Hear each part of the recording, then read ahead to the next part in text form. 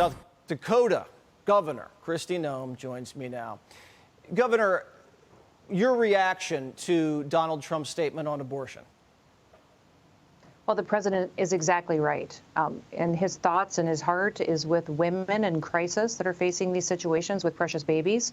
And that Roe v. Wade gave this right back to the states, and that's exactly where it should be. Every state will look different. We may hold personal beliefs as elected officials. I'm personally pro-life, but every state will look different, and it is about the will of the people. And I've never seen the federal government come in on a tough issue and offer a solution and fix it. In fact, the reality of a federal bill passing through the Senate and through the House just isn't there. So why are we talking about it?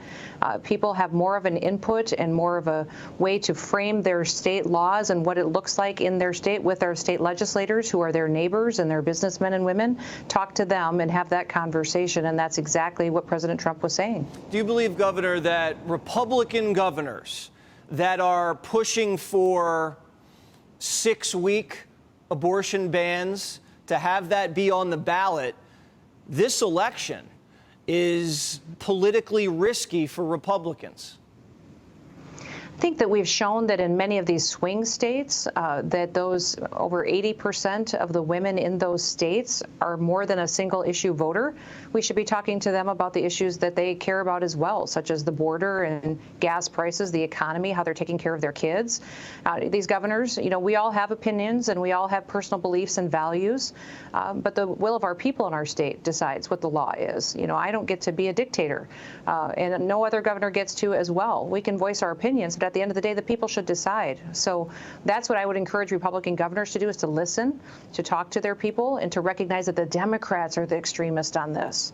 That overwhelmingly, the vast majority in these swing states, these Democrats and those that are these single-issue voters, they want abortion up until that baby is born and maybe even after that baby is born. Yeah. Why don't we just talk about loving people? Why don't we just talk about taking care of people that are in crisis, giving them the resources and the information that they need, and win the hearts and minds of people instead of constantly just picking fights and arguing and talking about some kind of a federal ban that just in reality is never going to happen. It's a great point. The media does have a way of getting in there and dividing this country. We saw it yesterday. NCAA Women's Championship, South Carolina coach. She was asked about whether men should play women's college basketball. Here's what she said. I was wondering if you would tell me your position on that issue.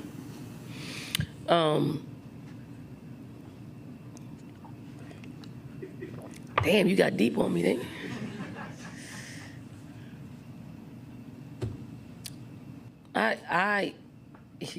I'm under the opinion of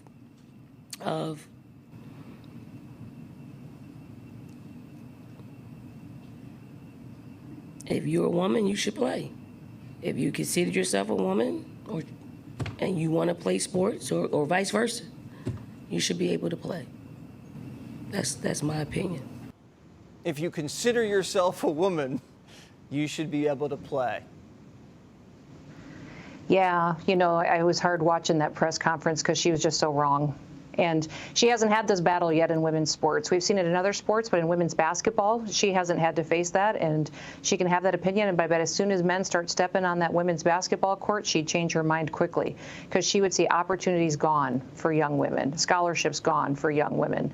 I was super impressed with her after the game, how she talked about uncommon favor from the Lord and how she talked about her faith. And her team was incredibly disciplined. I was impressed with their defense and how, their offensive boards were amazing. So I think she's a good coach. She just obviously was put in a press conference before a big game and asked a question that she got wrong, because there definitely should never be men playing in women's sports. And if a man shows up, let's say the men's team from her college wanted to play her girls and her women, I wonder how she would like that game and how that would result. And for any other NCAA men's Sweet 16 team playing her team, how she'd feel about that and if that was a fair game. So it's just our physical bodies are different. Our gifts and talents are different. Women sports was created for women to have opportunities, to have success, to build confidence, and to go on and to do bigger and better things.